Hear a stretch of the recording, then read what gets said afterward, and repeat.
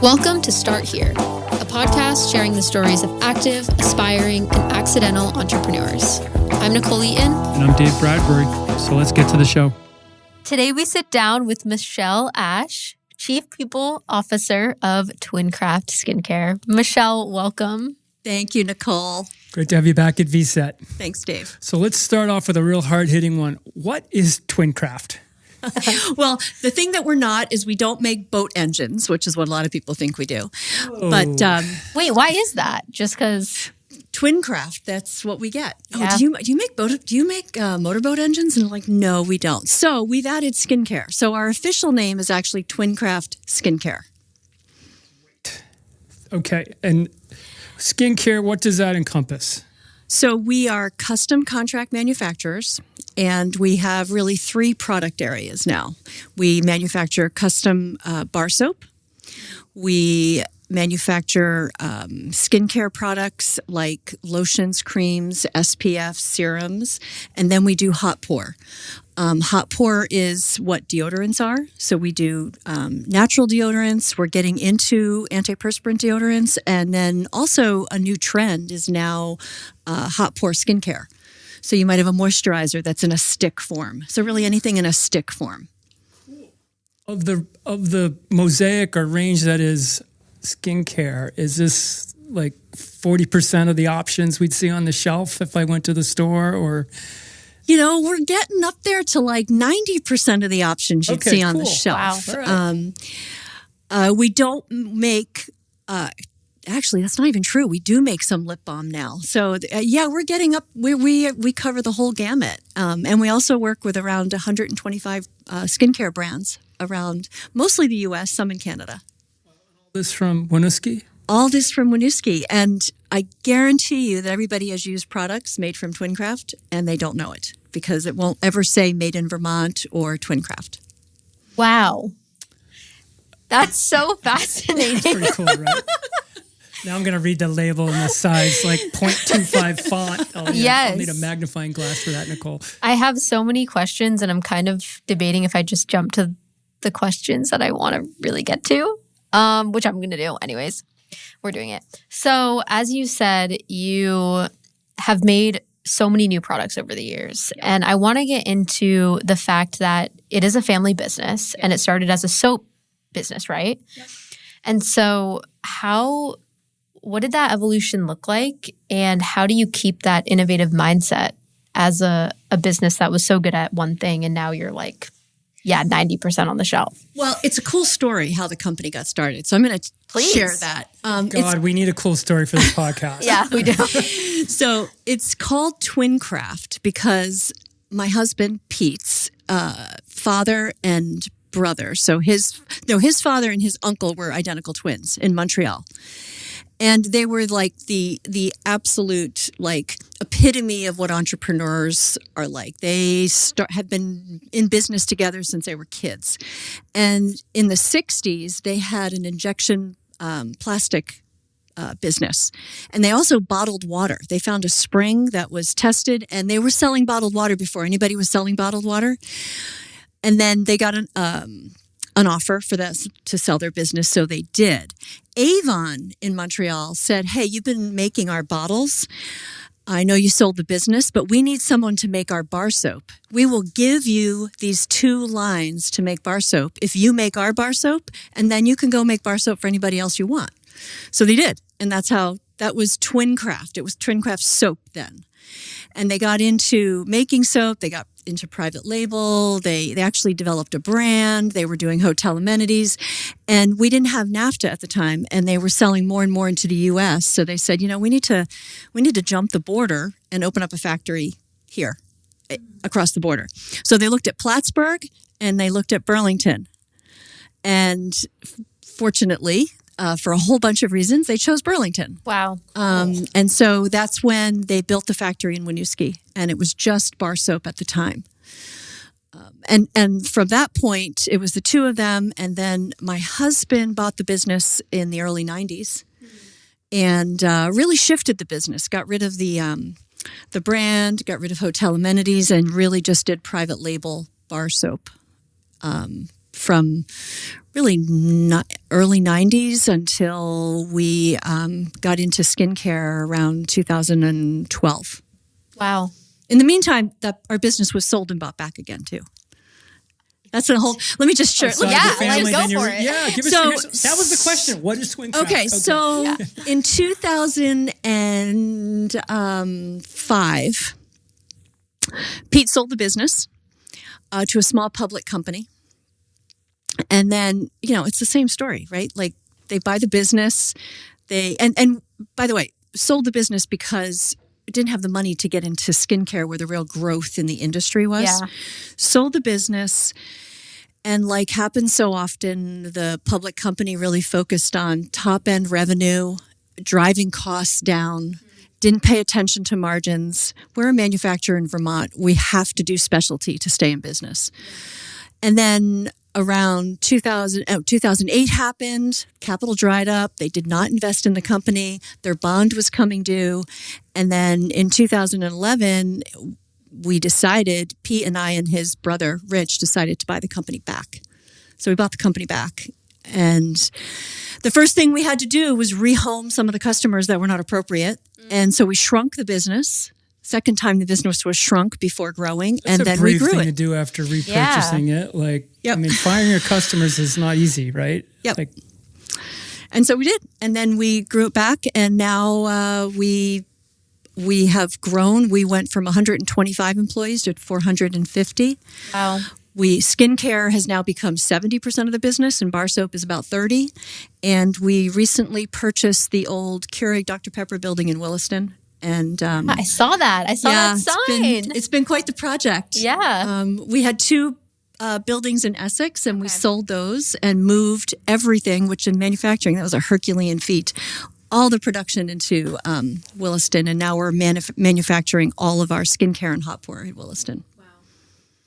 so you had, career-wise, you'd started your own business, right, at Yep. one point, and then, like, take us from that, and then how that led to the family business. Like, did you have a choice?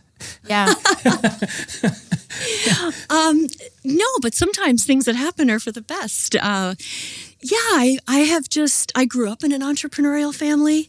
My dad was an entrepreneur. It just was, even when I worked for nonprofits, you sort of bring that spectrum, Mark Redman entrepreneurial energy to, I just have always brought that to whatever I've done. Yeah. My former husband and I started a sea kayak touring business. We did tours Mexico, Belize, Lake Champlain, Maine. Did that. I know some people think this is very funny, but I had a sports themed men's barbershop for 10 years, then sold that just for fun. That's cool. That's pretty cool. That's cool. Yeah. And, when I got together with Pete, and actually we got together, I was working in sales at Twincraft. Both of us finding ourselves single, and that sort of, 20 something years later, 5 kids later, I'm in the business. Wow. And, So cool. it's been a fun journey. Yeah. Well, we always tell folks, I mean, it's never really a direct line, right? Never a like direct this line. summation of experiences and people you meet along the way. And particularly, as we look at all this crop of college kids graduating, Yep. these adults that, the world's a little bit uncertain and scary, and as they try to navigate what they want to do, and sometimes it's finding out what you don't want to do, right? Totally. So it's a little bit easier. Yeah. I want to ask about your perspective in family business. So you also were the director of the family business initiative at UVM. Yep. And now chief people officer. You're working with people all the time, and you're working in a family business, a part of the family.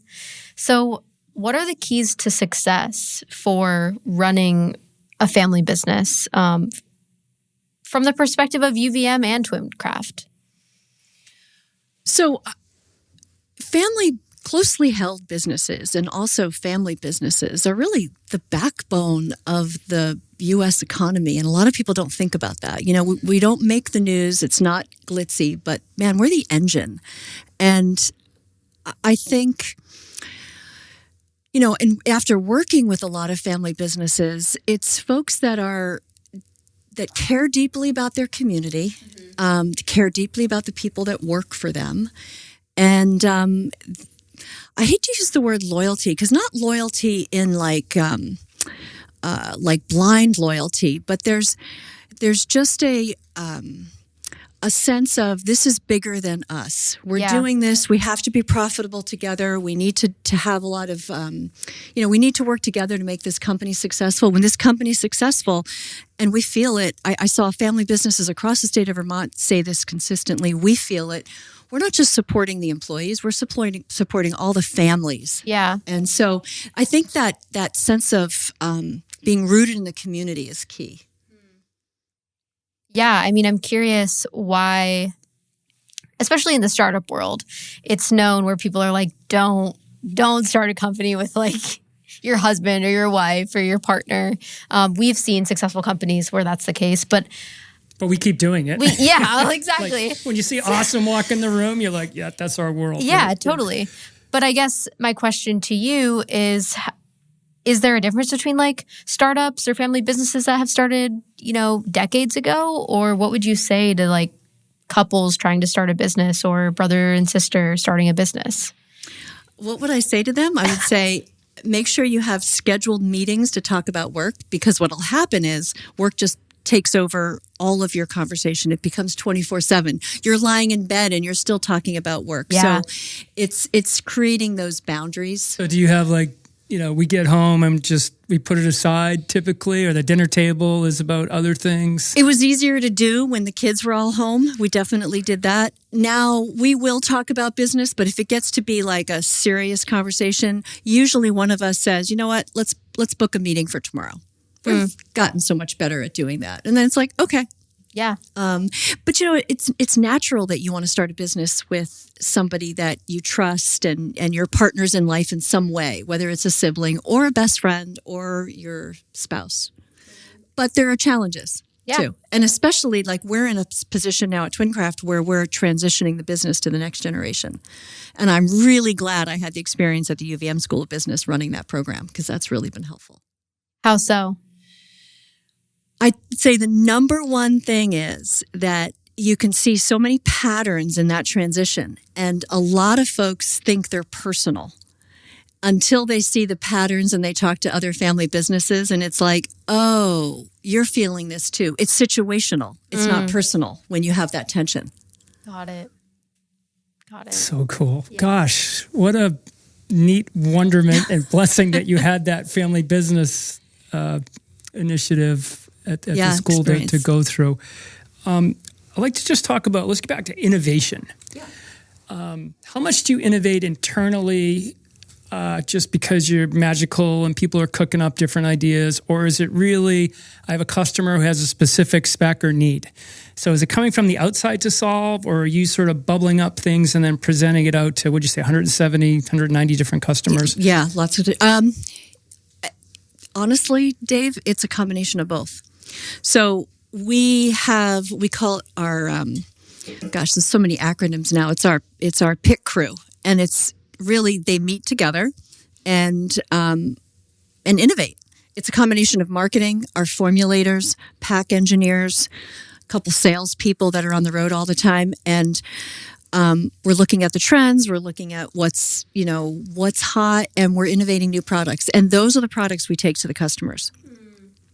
Also, we work with super cool brands that are always innovating.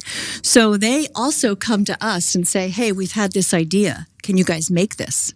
Can you do it? And if we can't, we're going to work with them to do it. We have some really talented chemists and pack engineers, because some of the innovation is on packaging too.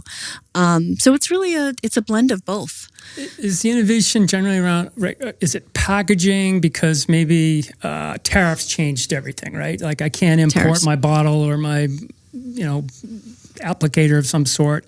Or is it around the chemical formulations, or not chemical, but the ingredient lists, right? As people want to either simplify or get to different sustainable sources, perhaps. Like where's the innovation? Is it form factor or the gel and substance within? It's both the formulation. So the formulation, like for bar soap, we it might be, we have very innovative soap bases. So from which you build upon your soap. So some are better for, we worked really hard to get ones that are really good for shampoo bars, because that's trending. So, and that was not an easy kind of formulation to nail.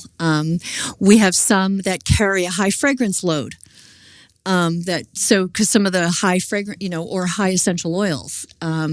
We have others that are more foamy, some they have no soap in them, i.e. oil, and they're mostly what's called Syndet, which is very gentle on your skin, which funny enough is the detergent. It's the unnatural thing that's gentle on your skin.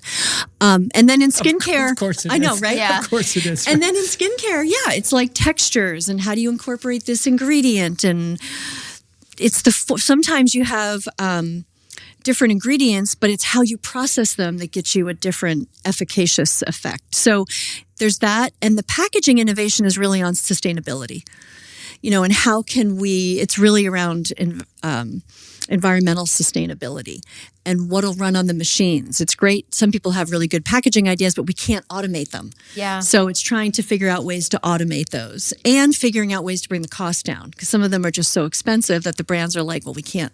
We need this price point. So and then there's a third piece that most people don't talk about, but a lot of manufacturing is just innovation and processing, how we manufacture. Yeah. I'll tell you a cool story. Please. When I was in sales, Colgate actually came to us and said, every time we pick a bar soap off of the shelf and we really like the aesthetic, it's made by Twincraft. Because we don't, and here's Colgate. They have all the money in the world. So your name is on some stuff. They just know. It's on our webpage. Okay, they got the inside. They got the inside scoop, or they talk to the brands. So because our hands aren't tied by any rules and regs of a big organization. We've got folks that are like, hey, how about if we try this? What if we turn this way? And I mean, some of I don't know if you've ever used any of the bars that have like chunky noodles in them. There might be a white bar with like green chunks of something in them, like the Aveda bar. Yeah. We developed the Aveda bar. Okay. We developed the process, the manufacturing process on how to make that. Great. So it's like a trade secret for you all in some way? Okay. Exactly. So Colgate paid us a lot of money to help them with innovation.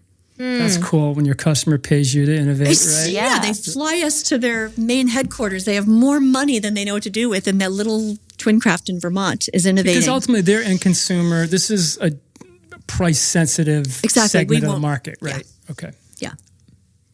Wow. Yeah.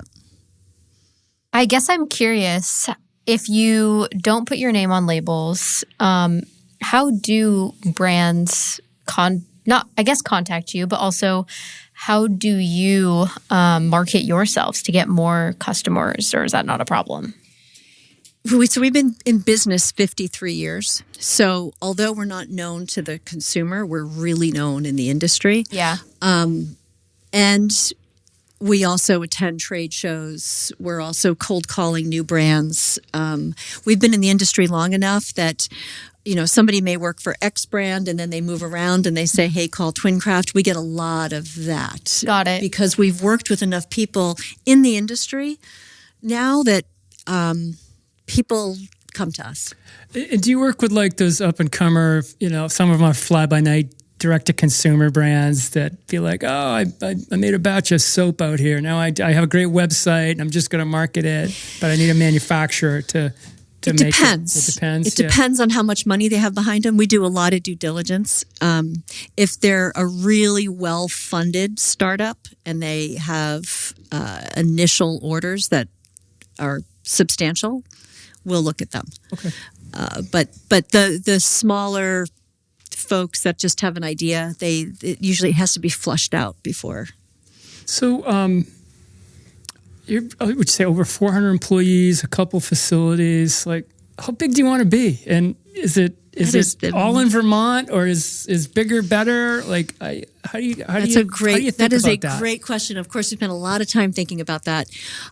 We actually looked at some place to buy outside of the state of Vermont, but then it gets back to those values. Yeah. They ran the organization way differently than we did, and that would mean a lot of traveling for our team. And it felt different. It didn't feel like something we wanted to do. So we kind of abandoned that and said, if we're going to grow in Vermont. And right now, with our added capacity, we're good for the next 10 years or so, and then we'll see what happens. Great. Yeah, we've got a lot of capacity now. Yeah, I was going to ask, do you think Vermont has the capacity for Twincraft to grow in terms of the space? Obviously, you have this new headquarters in Williston, but for the next 10 years, do you see Vermont being a good place to hold Twincraft? I love that question, Nicole. And it would make it a lot easier if we could turn the valve back on for our new Americans. We're about 70% production employees, 30% admin. And of those 70%, a really large percentage are new Americans. We need more bodies. Yeah. We all hear about the aging demographic, the issues with housing, and they're all real, and we feel them. So what's happening is a lot of employers like us, we're all competing for the same employees. We need more belly buttons in Vermont. Yeah. Love that. Love it. I love that. So this a perfect segue into this question. This is people officer hat on. What makes you special? Why do people want to work at Twincraft? Yeah, I think one of the things that we really try to do, I wish somebody else from the company were here to talk about it, but because we really spend a lot of time and energy on how do we support our employees when we have such a diverse group. Our college-educated admin, I have a better idea about that. I can, and I think we do a really good job with that. We have a babies to work program, but if you're working in production, that's hard. It's an accommodation, but if you're on the lines, you can't bring your baby to work. But if you are sitting at a desk, you can. So we do a lot of things to support our new Americans. When we built this new building, we have a prayer and meditation room because we have a lot of folks that are Muslim. And we just met around how to support folks during Ramadan, during the fasting. We did, before COVID, teach English to our new Americans during the workday, and we're bringing that back now. And then we have this group of folks that are, Vermonters, our mechanics, our batch workers, and, even something around wellness. The last thing that they want to do is go do more exercise, and they've been on their feet for 10 hours. Yeah. We do 4 10-hour work days, which seems like, okay, that's great, but that is a huge benefit for folks that work in manufacturing, because then they have a 3-day weekend, or if they want to work overtime, they still have a 2-day weekend. And many folks drive from pretty far away in Vermont. They're only doing it 4 times. So, but one of the things we did is okay, so what are these, talking to folks, what do you like to do? Hunting and fishing. So we reimburse, as part of our wellness program, hunting and fishing licenses. That's awesome. We're always... God, why isn't that our benefit? Come on. And we haven't done... I love it. It's so Vermont. I love it. Right? Yeah. And we haven't done away with some of the small things, like giving turkeys out at Thanksgiving, which we've done for 53 years. Wow. Doing a holiday party. We still do a company holiday party. Yeah. It's huge, and people love it. And it's... So we don't want to do away with those things. Yeah. And then, we have a profit sharing program, and... It's just, and because we're growing, right? Everyone wants to be part of a growing company. There's always opportunities for advancement. Right. Momentum brings momentum. Yeah, Love that. and if you come in and you're adding value, there's people are getting promoted because we need that. That's awesome. So that's, I think, what makes us special. Okay, great. Speaking of what makes you special, you're also the chair of Building Burlington's Future. Talk about that and what that is. So, I've lived in Burlington for 40 years. I went to UVM and never left. Same story as a lot of people. And, just watching what was happening in Burlington, like many of the cities across the country, with homelessness that exceeded the city's capacity to handle. We've always had COTS and organizations that help. Seeing the addiction issues. I was chair of the Burlington Police Commission, and watching what happened to the police department and just watching our gross receipts in the city go down. So, when you have to cut services and you have to looking to increase taxes, that doesn't work. And so feeling also like we can't do anything nationally right now. I mean, people are frustrated with what's going on. What can we do locally? And started building Burlington's future to really help make a difference in Burlington. And we took the model from Let's Grow Kids and how childcare got passed. And that model really marries policy development with advocacy. And so far, we have not even been around a year, and we have about 5,500 Burlington residents that have signed on to say, keep me informed, I want to help, I want to take action, which is also empowering to people that live here because there's something they can do. Yeah.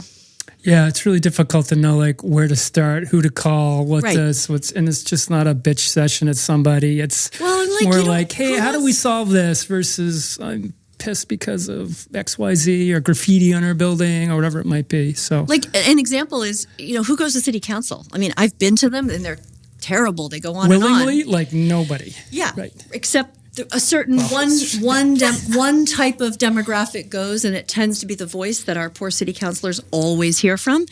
But when there was a resolution to clean up City Hall Park, and we were able to put a notice out, hey, this is coming. City councilors, and here's an email, you can make it your own. City councilors got hundreds and hundreds of emails from Burlington residents before the meeting. And this resolution passed, and residents were like, this is great. I did something. And city councilors were like, I'm hearing from people. This is awesome. So that's kind of neat. Yeah. Wow. I mean, just a quick follow-up. How did you actually start that? Because I feel like that's, although it's not, another business, it's still entrepreneurial. Like it was still a mission and a problem that you wanted to solve. So what was that like? So what happened was I was sitting in a room with a group of folks that you would all know, another ad hoc group pulled together to say we need to do something about Burlington, and I had been part of those, and honestly I was a little frustrated because we meet, but then nothing ever happens. And after that one meeting that I didn't want to go to, but I went to, I met with a fellow named Sam Donnelly, and I was sharing with Sam, I can't do any more of these meetings. And over that cup of coffee, we both said, hey, what if we took a page out of Let's Grow Kids playbook and started an organization here? We actually had some money behind it and some paid staff behind it. Maybe we could actually do something. Yeah. And the response was huge. Pete and I went out and fundraised for it, and people were so excited and generous. And it did not take us long to hire 2 professional, paid staff and find a board, and it just took off. Wow. So great. Yeah, it's created a real movement, right? Yeah, totally. Wow. And it's happening all over the country. Yeah. That's the cool piece. Right. This model is... This model. Well, it's funny. This model, now we're talking to folks in Seattle. We're talking to folks in Denver, Oakland, California. They're starting up organizations to try to help their city like this. Cool. But they're looking at our model, which is a really distinct model, and we have bi-monthly meetings with folks that are curious about what we're doing. I was actually in Italy, and they wanted to Tell know. Me more. Yeah, I'm sort of a little bit like Forrest Gump. I ended up in this community organized meeting in this tiny little Italian village and listening, and I was like, oh my gosh, they're trying to do what we did. So I kind of spoke up, and they said, well, can we have your email? We want to do that here. That's so cool. So there's what I'm seeing is citizens want to organize and want to have a voice. And so it's kind of cool to see. Yeah, and they seem to want to do it in a way that is maybe more convenient for their lives. It might not be convenient to go spend 4 hours and maybe get a minute at a microphone. Yeah. Right? Or to be thoughtful and respectful, not heat of the moment. And I think we're all trying to figure that out, right? How do you check ideology at the door and just focus on practical outcomes with results? Let's just work together to figure this out. Well, good on you and yours for starting that. Obviously, being in downtown, we probably host a lot. We're probably a big quote employer here with all the members that we have and host, and we haven't given up on downtown. Good. Don't. Okay, We're going to turn trying. it around. We've been tried for It's sure, great. but yeah. It is great. Good. Okay, let's shift gears a little bit.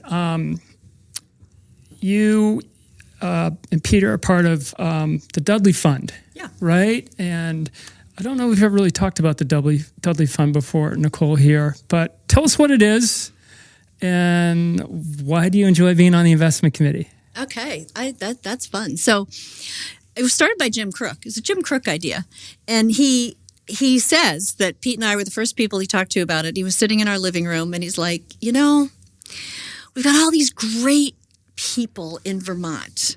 And what if we pulled folks together and got them to invest in a fund, but it's not just the money, like also offered their skills and expertise and support for all of these, the startups that we need and all of these founders. What do you think? And we were like, we took about 10 seconds and said, yeah, we're in. So we're 50 other people. Jim has that way with people, right? So we're 50 other people. Yeah. People forget he was a great salesman for IDX for a lot of years, right? Yeah, exactly. Hasn't lost his touch. And why do I love being on the investment committee? First of all, the committee itself is awesome, really fun people. We've been together, I think, 4 years now. And we get to learn about, meet all of these amazing people in Vermont that there's a lot of innovation here. And there wasn't a lot of support. There was some, but I mean, you guys know, you do it here too. But just to become another support vehicle for funding folks that are really putting their neck out and wanting to get something going. Yeah. So it's been great. Well, it's been a great addition to Vermont. It's great to have another professionally run organization. Of course, John Antonucci's been a friend and an ally of ours for a lot of years, and you can never have too much. No, and help he's tremendous. And money, and if we all want our sons and daughters to come back to Vermont, right? We need more industry. We need more business. I got one that came back, so I'm good. I think the second one's lost to Seattle. I don't know. But I don't know. I've got to figure out my wife and I got to move in the middle of the country or pick one coast. It's a little bit tricky. Okay. I don't know. I know. Who knows? So you're also more newer board member to Greensea, yes. Richmond-based robotics company. What would you have to say for a new board member entering an existing company, from your perspective? What do you mean? What do I like? How do you? How do they stick the landing? Yeah, what like advice being a new do you have? Board member, to an existing company. What would you? Spend time with the founder. Really get to know him or her.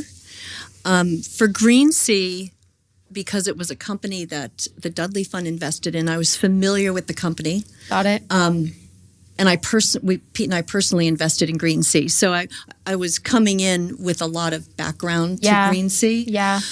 But even then, spending time. I've spent time with some of the key employees there, just getting to understand the culture, because that's kind of what I do. I think getting to meet not just the founder, but the key folks in the company, who's driving the business. Yeah. And what you said earlier, I think also plays to being or having a board seat is just like with going to these meetings in Burlington of, okay, we talked, but nothing actually happened. I feel like when you are sitting on a board, you probably want stuff to happen as well. So you want to get to know the founder, have that relational equity so that you're not just in these board meetings talking and then you're like, okay, well, what are we doing? Now what? And I'll add to that, Nicole. I always think, how do I add value? Right. I mean, that's my biggest piece. Yeah. I'm not, that's great, but then how can I help and take action and add value? Yeah. Would you, sorry, you were going to, okay. Yeah. I was going to say, how do you add value even from sitting on boards or being a chair? Like, how would you say you add value? At this stage of my life, I think I add value through connections, helping get things done, in making introductions, coaching folks through difficult times. Yeah, I'm sure you've seen a lot. I have. And so I think those are the two main ones. Yeah, huge. My background is not in financing. That's not where, if somebody wants me for that, I'm not the right person. But where I think I really add value is the connections and the coaching piece. Great. Yeah. We asked you that specifically because we spend a lot of time helping teams build and attract board members that, add something at that moment in time for the next number of years, and it can make a huge difference. Totally. And, recruiting them and making sure that they stick the landing, right? They have to be all in. Yeah. They have to be really excited about the company and passionate about helping that company succeed. Yeah. But not getting involved in the day to day, right? Yeah. That's the art of it. And I have seen that where folks, it's like, no, you're not running the company. Yeah. You're coaching the founders. Yeah. So cool. It's amazing how quickly time goes by. I know. It really is. That was fun. I know. Well, we got one more question. Okay. We have magic wand time, right? Okay.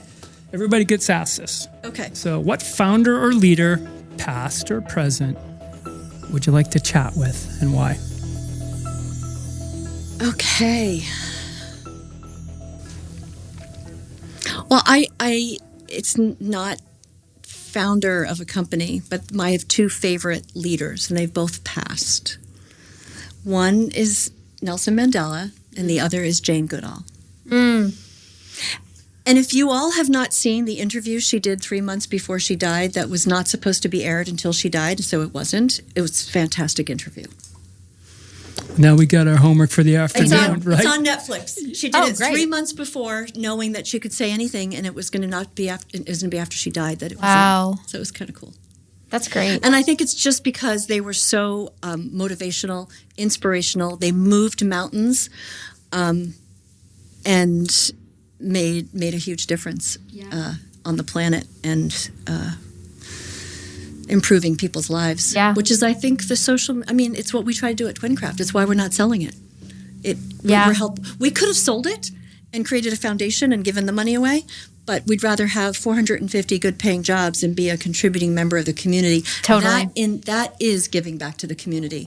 And Pete and I spent a lot of time talking about that, and that was our decision to do. I love that. Well, thank you for that. We're all the better for it. So thanks for joining us today. Yeah, it's been fun. Thank you. This has been Start Here, a podcast sharing the stories of active, aspiring, and accidental entrepreneurs.